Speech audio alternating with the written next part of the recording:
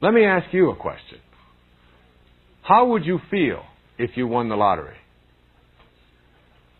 How would you feel if you suddenly found out that you had $1 million a year guaranteed for the next 20 years? How would you feel? Well, the answer always is, I would feel secure. I would feel blessed. I would feel safe. I would feel thrilled. I would be happy. I would be ecstatic. I would be joyful. And my response is, I can't guarantee you the lottery because God handles the details. But I can guarantee you bliss, security, happiness, joy. All you have are your feelings. That's the currency of the heart.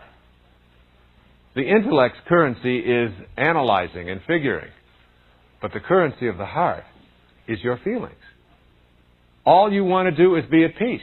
That's all you're looking for on this time that you're here, in this parentheses in eternity called your life. So what you do as you think about what you would like to manifest in your life is you take your attention off of it and put your attention on its essence, on the feeling that you will have as it begins to manifest. Okay? So you're not thinking about it showing up as much as how I will feel when it does, however it does, whenever it is supposed to. All right? You are participating in the act of creation. You are detaching from the outcome. You are unconditionally loving and knowing, and then you go about your business and you look for the cues. But you don't tug at the shoots. You just allow.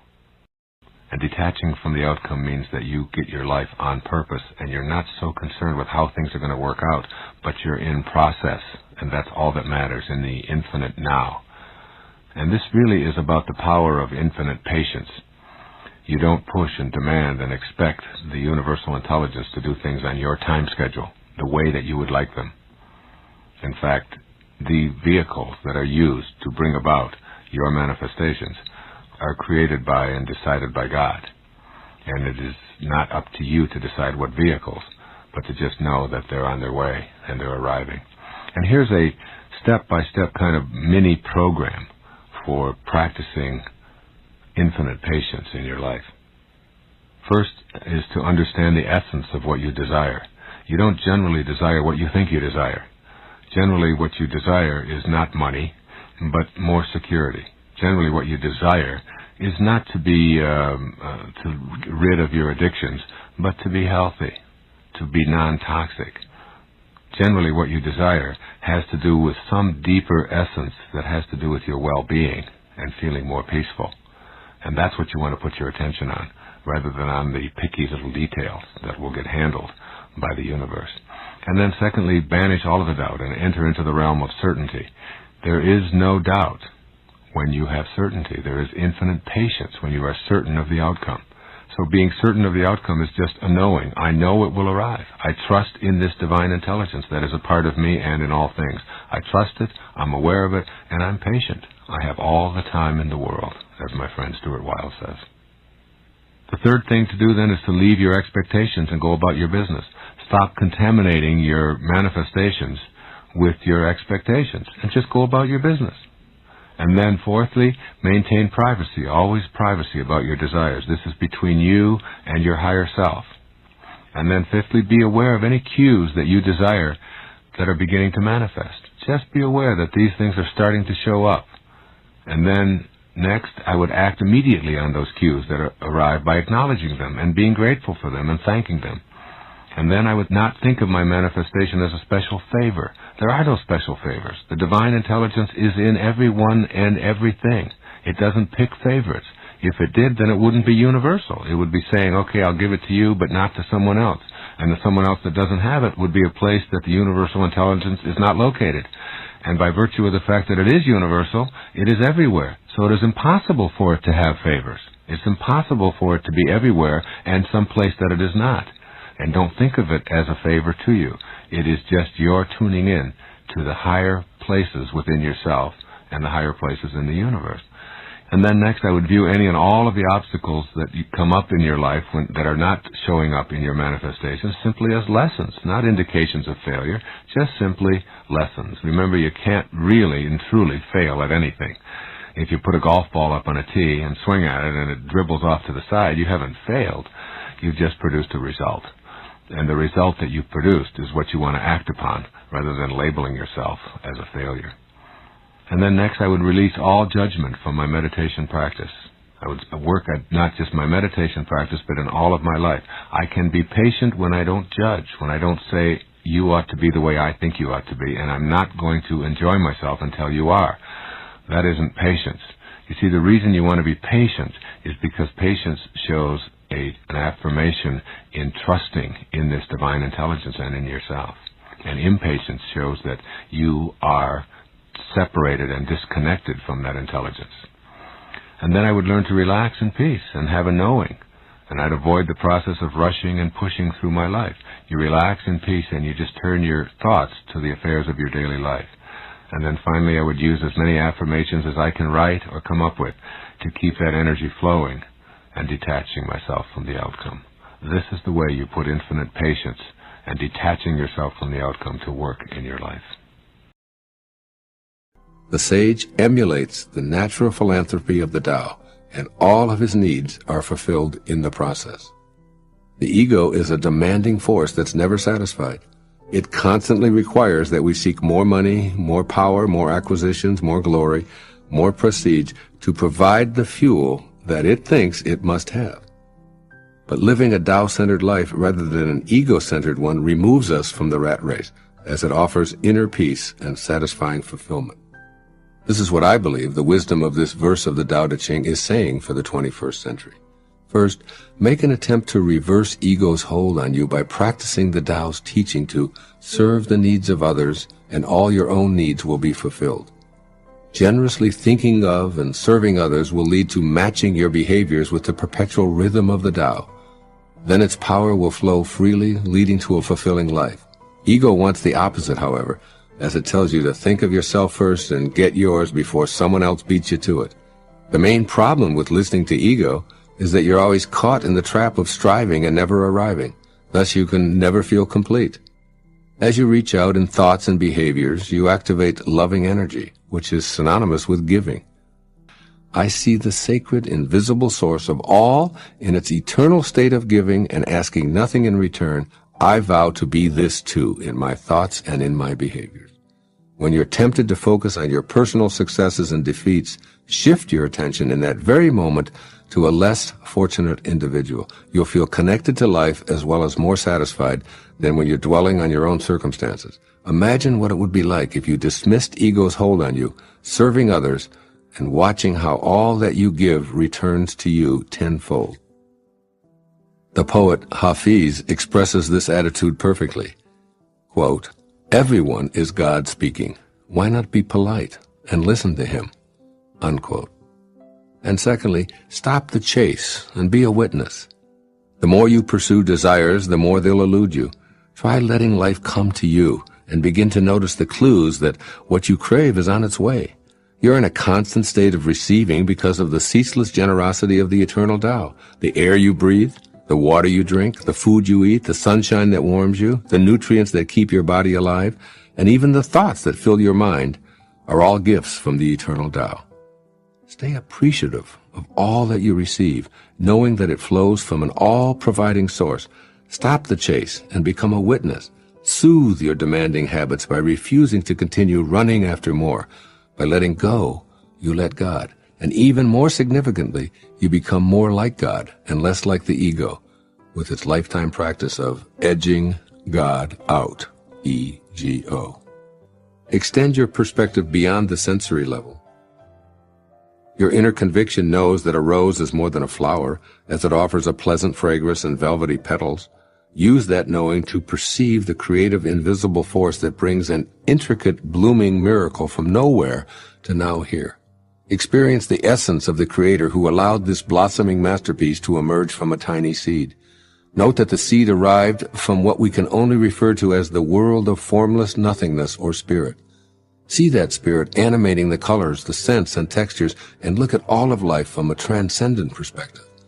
You'll be less inclined to join the chase and more inclined to live from the inner conviction that your true essence is not of this world. Discontinue pressuring yourself to perpetually accumulate more. Let others be consumed with the chase if they choose to, while you learn to relax. Rather than focusing outward, turn inward. Cultivate awe and appreciation as inner touchstones rather than an outer determination for more adoration and accumulation. When you see a beautiful sight, or hear an enchanting sound, or taste a mouth-watering delicacy, allow yourself to think of the miracle within these sensory pleasures. Be like the master who prefers what is within to what is without. Allow things to come and go without any urgency to become attached to this ephemeral world of comings and goings. Do the Tao now. Be on the lookout for ego demands for an entire day. Decide to diffuse as many of them as you can comfortably, perhaps by assigning them an intensity grade. Living beyond ego situations that are easy to accomplish gets a low number, while those requests that are difficult to quell get a higher number. For example, let's say that your mate drives right on by, or you watch him or her take a different route than you ordinarily do. Silently witness the degree of discomfort with your decision not to say anything. Did ego let you know its preference? Or if you have a conversational opportunity to display your specialized knowledge or describe a situation where you were the recipient of honor or success, note how uncomfortable your decision to remain quiet felt. Again, did ego let you know its preference? As Lao Tzu says in this verse, quote, "Through selfless action, fulfillment is attained. By holding back ego's demands, even for a few moments, you'll feel more and more fulfilled." Unquote.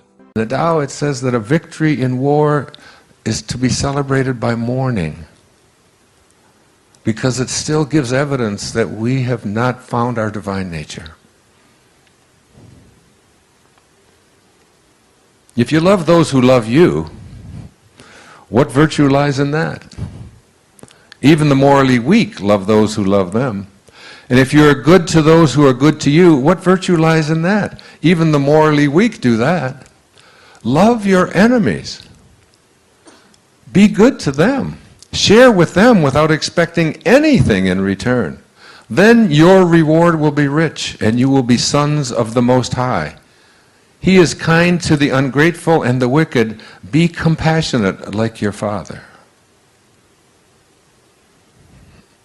How much of that do we practice on our planet? Divine love is a love that we have inside of us because it's the only thing we have to give away. That's all we can give away. Again, Patanjali, when you are steadfast, this is who Jesus was. This is who Rumi was. This is who Shams of Tabriz was. This is who Muhammad was. This is who Buddha was. When you are steadfast, which means there's no ego, when you are steadfast in your abstention of thoughts of harm directed towards yourself and others, that all living creatures will cease to feel fear in your presence. That's who St. Francis was. I've been to Assisi. Some of you were there with me. How many? Who was there? Look, so many of you were there with us last year, just a year ago, a little over a year ago. Do you remember the lecture in Assisi? When I stood there and St. Francis just entered my body, and literally I just lost it. I couldn't speak for 7, 8 minutes. It was overwhelming, the love. And everyone in the room just stood up and just held their hands out. You can reach this level of consciousness. There's a great Indian poet. His name was Tagore, Rabindranath Tagore. In 1927, he wrote a collection of poetry called the Gitanjali. This is what he said about the ego. I went out alone on my way to my tryst. But who is this me in the dark? I step aside to avoid his presence, but I escape him not. He makes the dust rise from the earth with his swagger. He adds his loud voice to every word I utter. He is my own little self, my Lord. He knows no shame. But I am ashamed to come to thy door in his company. That's the ego. That's the part of us that we have to transcend. That's where we have to go within and recognize who we truly are. And who we are is divine love. When Jesus was asked, who is God? He said, God is love. And he that dwelleth in love dwelleth in me, and I in him. It's just love. That's all Rumi is about. It's about love. It's about love for the beloved, love for the divine, love for that place within us that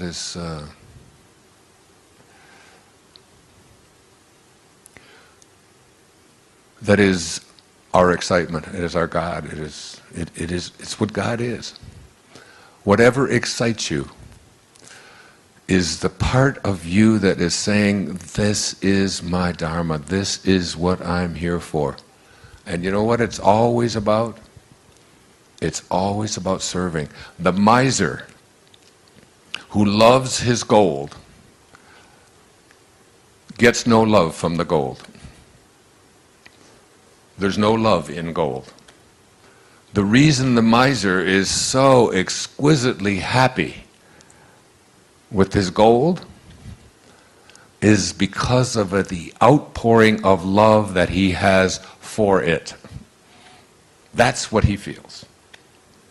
When you feel so good about your Mercedes, or you feel so good about this ship, or you feel so good about your great paintings, as I read to you at the beginning of today, the Chinese versus the Byzantines.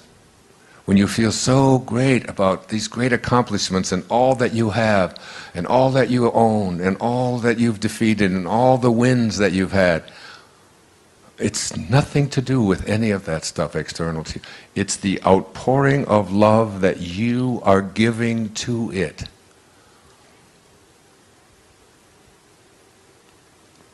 And you can't have love in your life, and you can't give it away unless that's what you have inside. Verse 40 of the Tao says, it's all about returning. It's all about returning. Returning to what? Returning to the place from which you originated. The first 9 months of your life, you lived inside of your mother's womb in water. And during those whole 9 months, nobody could get in there and mess around with you. Nobody could get in there and get you to worry about anything. You didn't have sonograms that you'd look at and say, my God, I don't have a nose yet. What the hell's going on? I sure hope I get a nose. And you got into nose therapy and you worry about it. Oh, what if it doesn't happen? You don't do that. And all of a sudden, perfectly, it all unfolds in exactly the way it's going to unfold, independent of your opinion about it. You're not doing anything. Nothing is left undone.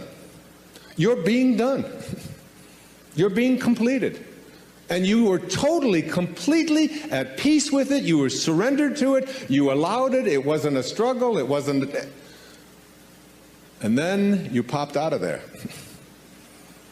And then you said, thank you, God. Thank you, Tao. Thank you, Source. We'll take over from here. And that was the biggest mistake. All of a sudden, you took over.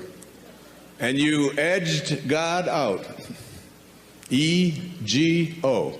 You edged God out. And you took on an ego, didn't you? And what is an ego? It's just an idea. Just an idea about who you are. Instead of being a piece of God, a piece of the Source, you decided, and those around you decided, that you were something different. And if you studied quantum physics, and you took the tiny little particle that began you, and you tried to find out where it came from and reduced it down to its tiniest subatomic properties, ultimately you would discover what Lao Tzu knew, that it's the spirit that gives life, that you didn't come from a particle, that particles do not create particles, particles do not come from particles. Originally, all particles come from an energy, a field of energy that has no beginnings and no ends and no boundaries. And that's who you are. And returning back to that and letting go of the idea that who you are is what you have, and who you are is who you control. I don't think there's any more all-pervasive theme in the Tao Te Ching than the idea of being a non-interferer. Do you, Stephen? I mean, isn't it? It's about not interfering, isn't it? It's about letting go. It's about allowing. It's about detaching. And I watch, and I've become much more of an observer, even on airplanes. I was in London 5 days ago. And I don't know if you've flown in and out of Heathrow lately, but things have really changed. You know, we couldn't take anything on the plane.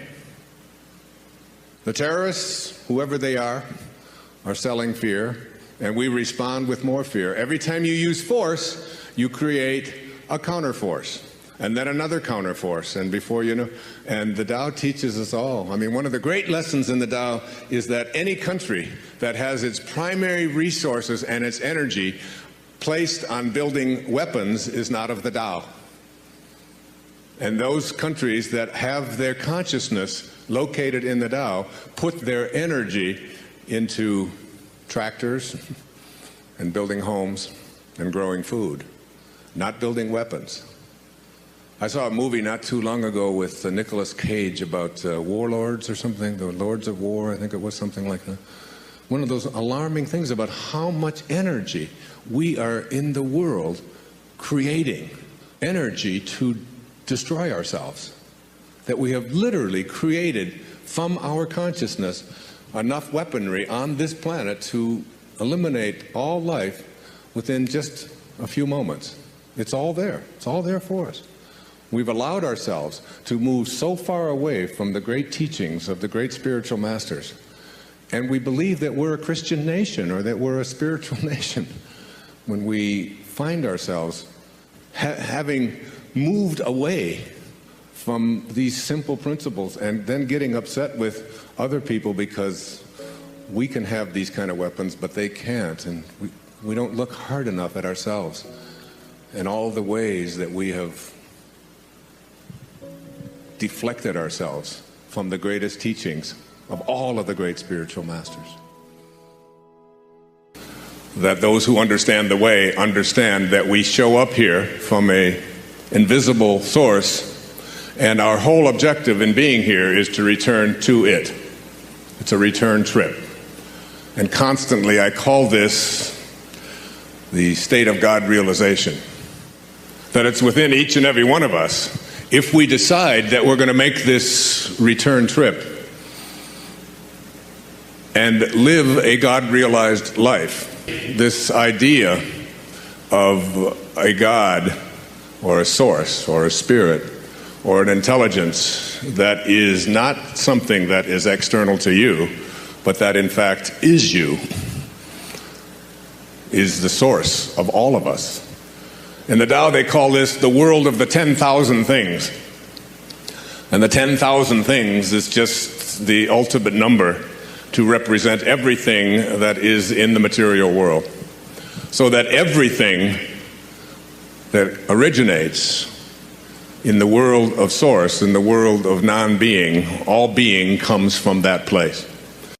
Tonight and every night for the rest of your life, I want you to take the last 5 minutes before you go off to sleep and realize that you are about to program your subconscious mind. All right? Your subconscious mind is most at home when you are unconscious, when you are asleep. If you spend the last 5 minutes of your day, which so many people do, reviewing all of the things that you don't like, and all the things that didn't work out, and how terrible you feel, and who abused you, and who was mean to you, and who said this, and they did this, and you're constantly doing this kind of thing with your mind, then you are programming your subconscious mind that when you awaken, because you're now about to marinate for the next 8 hours in your subconscious mind. And then when you awaken, you will rejoin the universal subconscious mind, the mind of God, from which we all originate. We're all just individualized personal expressions of that one thing that we call the Tao, or God, or divine mind, or soul, or spirit. But the Tao that can be named is not the Tao. So you want to be real careful about how you program your subconscious mind. This is from the book of Job. In a dream, in a vision of the night, when deep sleep falls upon men while slumbering on their beds, then he opens the ears of men and seals their instruction. Job 33, 15 and 16. When you are slumbering on your bed, he opens your ears and seals your instruction. What you place into your subconscious mind as you are about to go into this deep slumber is all dependent upon what you do the last 3 or 4 or 5 minutes before you go off to sleep. You want to place into your imagination whatever you have placed into the I am that I spoke about earlier. I am well. I am content. I am peaceful. I am happy. I am prosperous. I am abundant. I am God. I am God. I am God. Because at the basic core, each and every one of us are just that.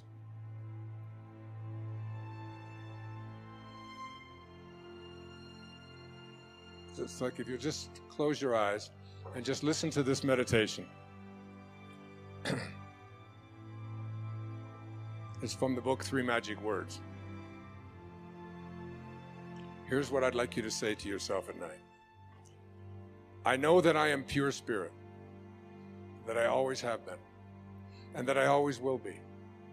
There is inside me a place of confidence and quietness and security where all things are known and understood.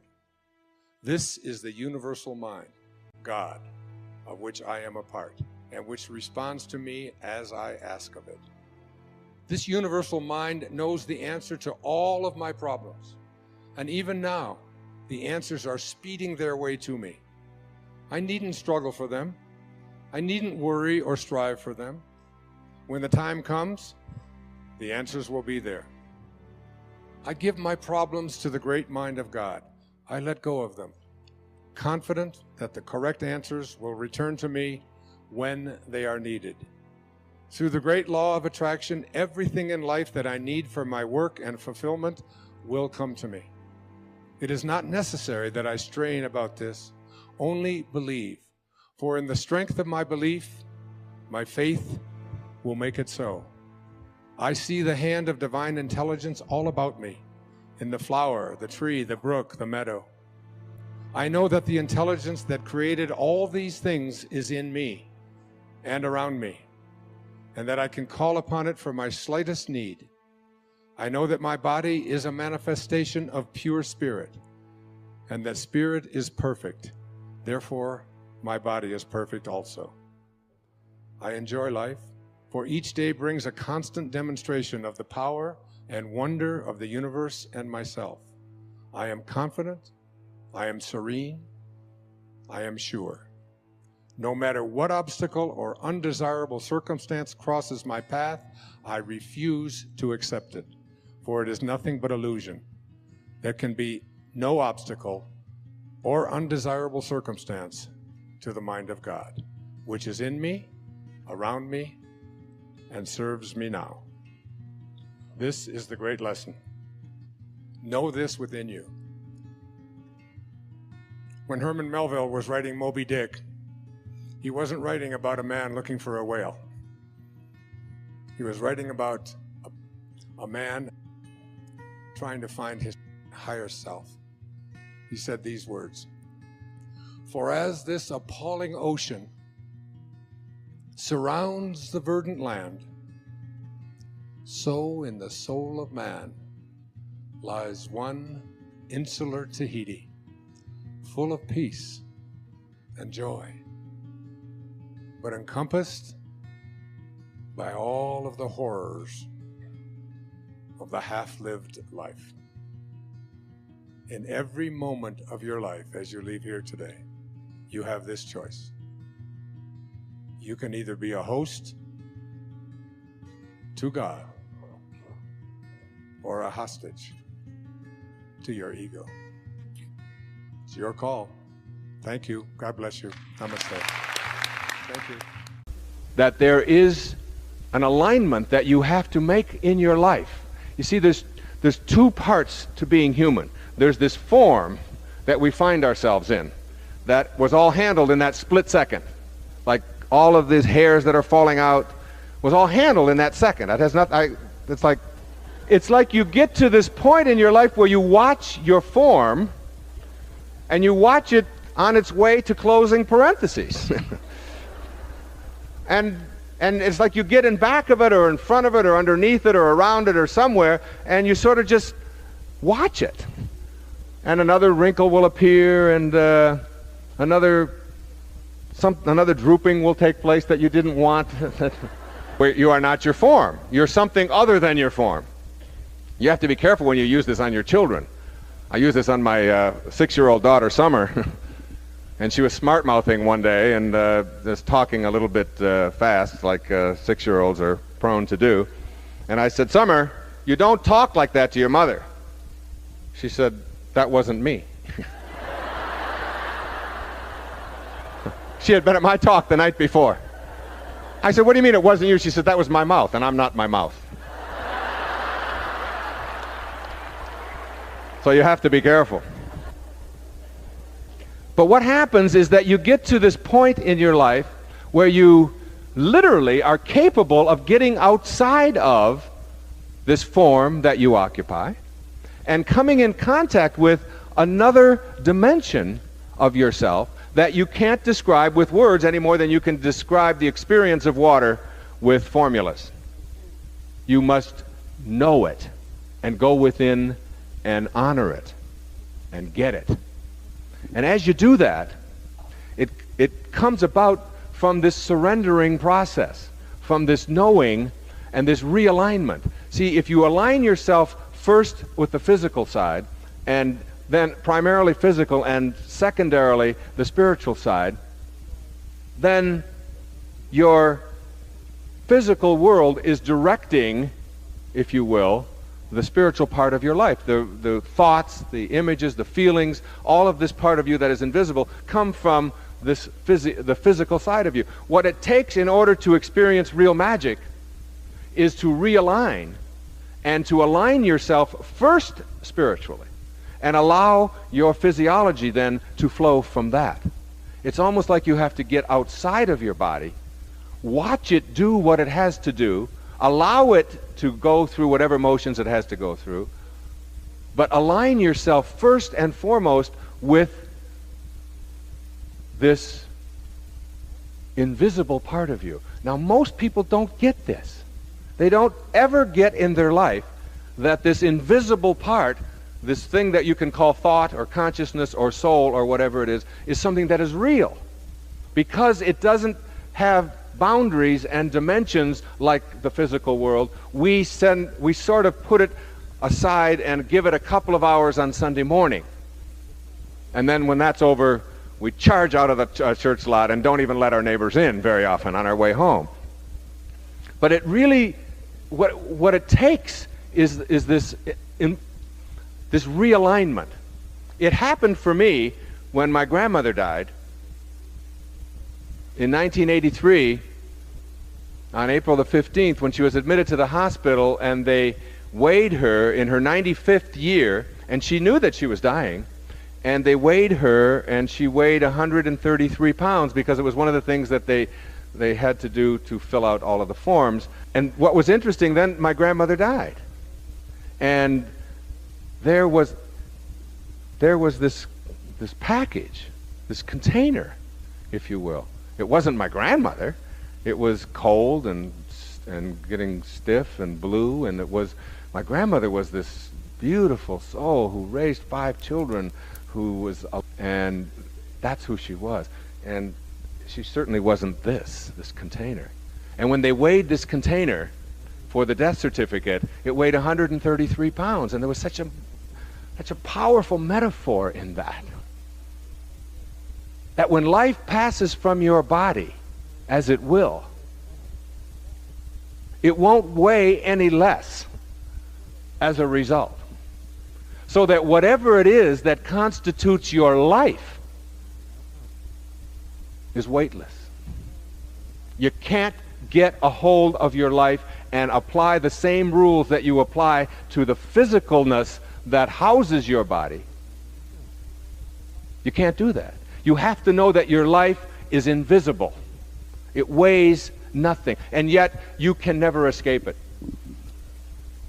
That you are not a human being having a spiritual experience at all, but that you're a spiritual being having a human experience. And the quality of that human experience is totally and completely and irrevocably tied to how you use that invisible part of your humanity. And here are the 7 faces of intention. The first face, the face of creativity. The first of the 7 faces of intention is the creative expression of the power of intention that designed us, got us here, and created an environment that's compatible with our needs. The power of intention has to be creative, or nothing would come into existence. It seems to me that this is an irrefutable truth about intention and spirit, because its purpose is to bring life into existence in a suitable environment. Why do I conclude that the life-giving power of intention intends us here to have life and have it in increasing abundance? Because if the opposite were true, life as we know it couldn't come into form. The face of creativity intends you toward continued creativity to create and co-create anything that you direct your power of intention toward. Creative energy is a part of you. It originates in the life-giving spirit that intended you here in the first place. 2. The face of kindness. Any power that has as its inherent nature the need to create and convert energy into physical form must also be a kindly power. Again, I'm deducing this from the opposite. If the all-giving power of intention had at its core the desire to be unkind, malevolent, or hurtful, then creation itself would be impossible. The moment unkind energy became form, the life-giving spirit would be destroyed. But instead, the power of intention has a face of kindness. It is kind energy, intending what it's creating to flourish and to grow, and to be happy and to be fulfilled. Our existence is proof to me of the kindness of intention. Choosing to be kind is a choice to have the power of intention active in your life. 3. The face of love. The third of the 7 faces of intention is the face of love. That there's a life-giving nature inherent in the power of intention is an irrefutable conclusion. What would we name this quality that encourages, enhances, and supports all of life, if not love? It's the prime moving power of the universal spirit of intent. As Ralph Waldo Emerson put it, love is our highest word and the synonym for God. The energy field of intention is pure love, resulting in a nurturing and totally cooperative environment. Judgment, anger, hate, fear, or prejudice won't thrive here. So were we able to actually see this field, we'd see creativity and kindness in an endless field of love.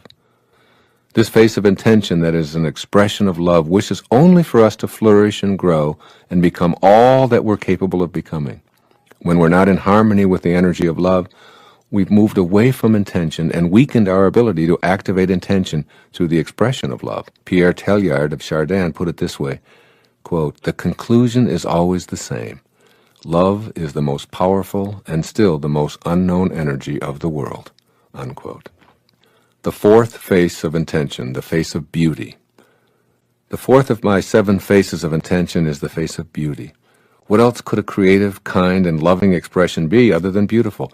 Why would the organizing intelligence of intention ever elect to manifest into form anything that's repugnant to itself?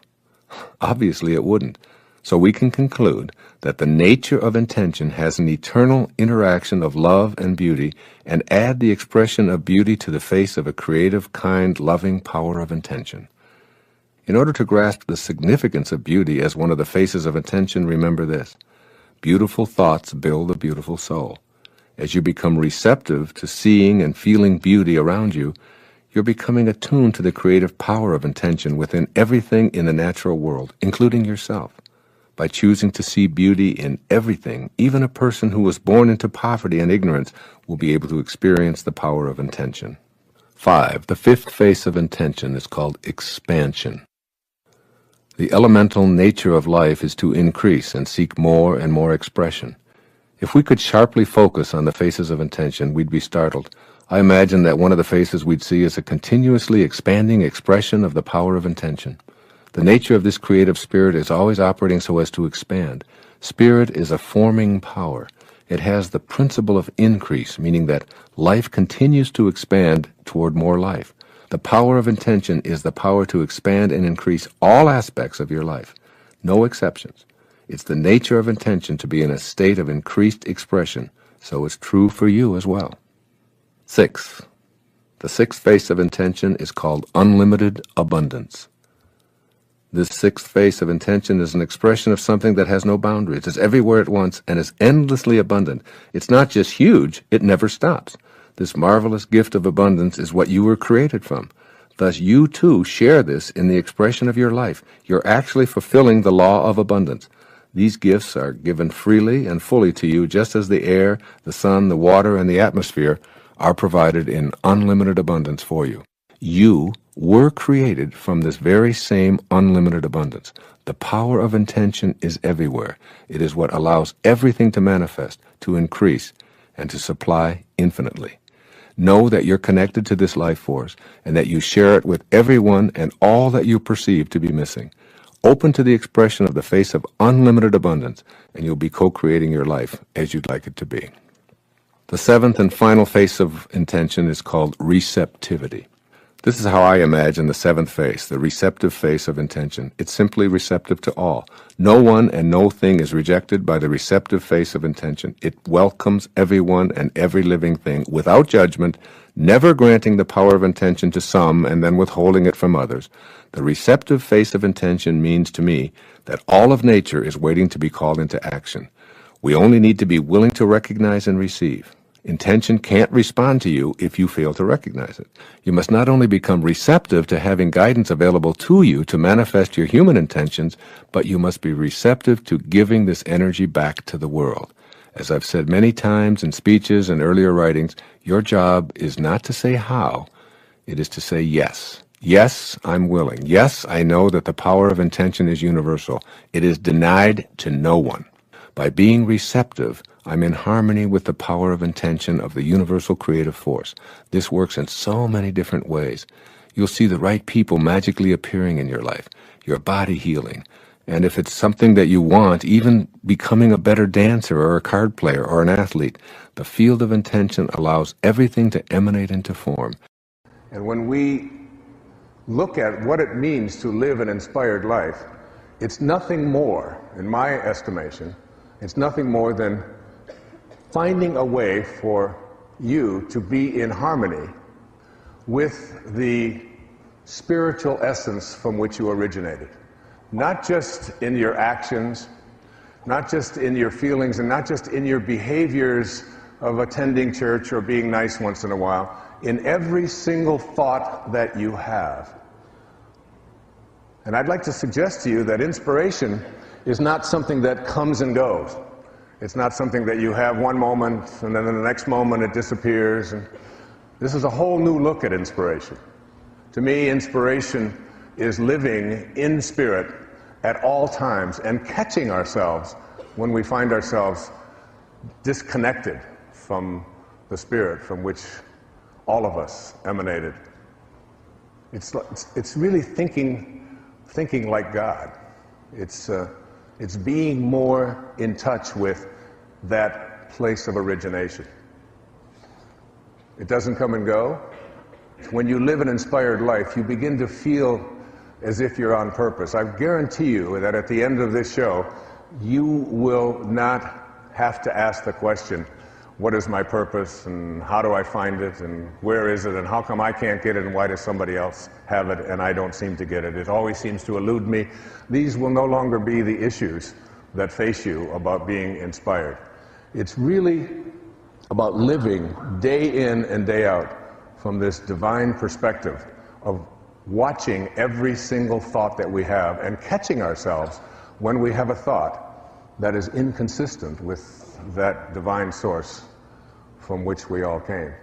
So that if you have a thought that includes you and your family, but excludes someone else and their family, no matter where they are in the universe, no matter where they are, no matter what they look like, no matter what side of the river they were born on, no matter what their cultural background might be, if you have a thought that includes some and excludes others at any time, you're not in spirit. You have left spirit and moved into something else, taking on a view of yourself as someone who is separated from your source. So that you watch yourself and you catch yourself, and a big part of this program will be about watching those thoughts. Many of you know that I had a very powerful and important teacher in my life when I was a young doctoral student. He was perhaps the most significant teacher in the professions of my life. He wrote a very important book back in the 1950s called Modern Man in Search of a Soul. His name was Carl Jung, and Carl Jung had others in his life who were students of his, and one of those was Abraham Maslow. And Dr. Maslow's work on self-actualization and higher consciousness and teaching people that if you want to help another human being, you always put your attention on what it is that they can do to improve rather than on what is wrong. So you don't talk about what is missing, what is wrong, what ought to be, what used to be, unless you want more of that to continue flowing into your life. You put your intention and your attention on what it is that you want to shift and change. And he had an observation. Maslow's observation was this. He said, what is necessary? What is necessary to change a person is to change his awareness of himself. So becoming inspired is really about changing your awareness of yourself. And what does this mean? It means shifting the belief systems that you might have, the thoughts that you've had over and over and over again that say, I am limited. I don't have the talent. I don't have the background. I don't have the luck that I need in order to be able to attract what I want into my life. Things have never worked out for me before. You change your awareness of yourself and your own body and what you believe about it. Like, how could you have a body that comes from a divine source that creates from well-being and have it be anything other than beautiful? Have it be anything other than divine? Have it be anything other than perfect? A perfect creation of God, of source, of spirit, is what it is that you carry around with you. And if you have any other thoughts about it, then you have to really work at shifting them, because it's an insult to that from which you came. When you trust in yourself, you're trusting in the very wisdom that created you. And inspiration is about having that. It is about recognizing yourself as a genius, recognizing yourself as a person of unlimited talent and the capacity to be able to do anything. And there is absolutely nothing that I can't create if I can conceive of it in my mind and know that if I don't have the talent, that whatever talent is necessary, I can manifest it and have it show up and attract it into my life. Whatever financing is necessary, I have the ability to be able to connect myself to that. It's a knowing, it's a powerful knowing. I'd like to speak in this program about what I call the rewards for inspiration. Things that will be your your payoffs, your prizes, if you decide to move into spirit, into this world of spirit that I'm speaking about here on PBS. Back in the 2,300 or so years ago, we're not quite sure exactly when, there was a great teacher in India. His name was Patanjali. And there are 6 of these things, and I want to cover each one of them in this program. He said, when you are inspired by some great purpose, some extraordinary project, all of your thoughts break their bonds. Your mind transcends limitations. 3, your consciousness expands in every direction. And 4, you find yourself in a new and a great and a wonderful world. Dormant forces, faculties, and talents come alive. And 6, you discover yourself to be a greater person by far than you ever dreamed yourself to be. Those are the rewards. It's not like you're going to win the lottery. It's not, and you may. It's not that somebody's going to come riding into your life on a white horse or whatever. These are the rewards. These are the things that are going to be so powerful for you. All of your thoughts break their bonds. All of your thoughts break their bonds. What do we mean by your bonds?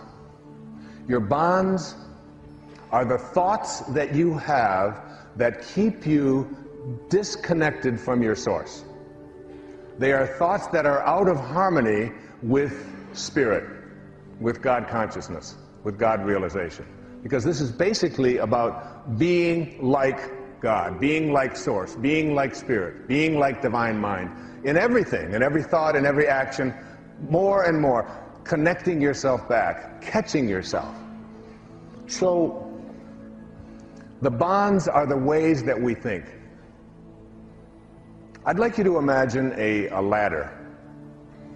And this ladder has 10 rungs on it, from the floor all the way up to the top of the ladder. And at the top of the ladder is the highest rung. And at the top of the ladder are the words, "This is my desire," and it's aligned with spirit. Again, this is my desire, and it's aligned with spirit. What is your desire? My desire is to manifest abundance into my life. Perfectly aligned. We came from an abundant source. My desire is to feel a sense of well-being in my body at all times. Perfectly aligned. My desire is to have divine spiritual relationships in my life. My desire is to get the job that I am working towards getting. My desire is to live in a place where I feel most peaceful and most loving. My desire is, and these, whatever it is, it doesn't make any difference. It's the 10th rung. It's the highest rung. It is your spirit aligned with your desire. All right? So here it is. It's right up here. Now you have to ask yourself the question, what is it that I offer up to this 10th rung desire? All right? A 10th rung has to have, in order for it to manifest and show up in your life, it has to have thoughts, feelings, and behaviors that match up to that. And if they don't match up, you get out of harmony. See, thoughts are energy. Like everything in the universe, it's energy. Einstein said that nothing happens until something moves. The mistake that most of us make is that we attract what we don't want, because our thoughts are on what we don't want. Or we continue to attract what's missing in our life. We're not at number 10, we're at about number 3. And what are some of these on these lower rungs? It probably won't happen. It's very difficult. These kinds of things have never happened for me before. I don't have this kind of luck. We've got the wrong people in the White House. The economy is bad. I don't have the ability to make it happen. I don't really believe it's possible. It's about what kind of energies we have within ourselves that we offer to what our desires that are aligned with spirit in order for them to manifest. Your thoughts break their bonds. Your mind begins to transcend the limitations that you've had before in your life, and you stop seeing yourself. You stop seeing yourself as a human being. You begin to see yourself as a spiritual being, as the spiritual essence of who you are.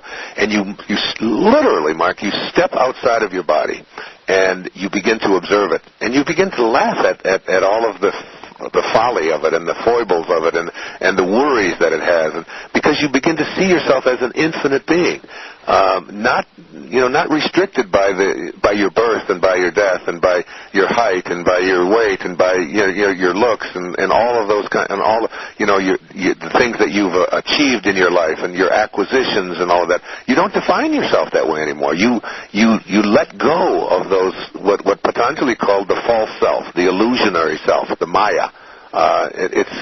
That's not who you are. Who you are is that from which you came.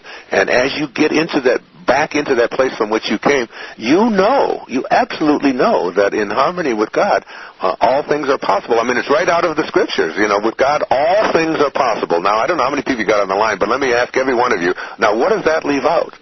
It absolutely, literally leaves out nothing. There's no thing at all that is not possible. If you can conceive of it and have that knowing and stay in spirit and do it from that place of passion, and passion is just love. I mean, God is love. I mean, that's also from the scriptures. God is love, and he that believeth in love believeth in me. I mean, love and God are synonymous. God and good are one. They're the same thing. There's no difference between the two of them.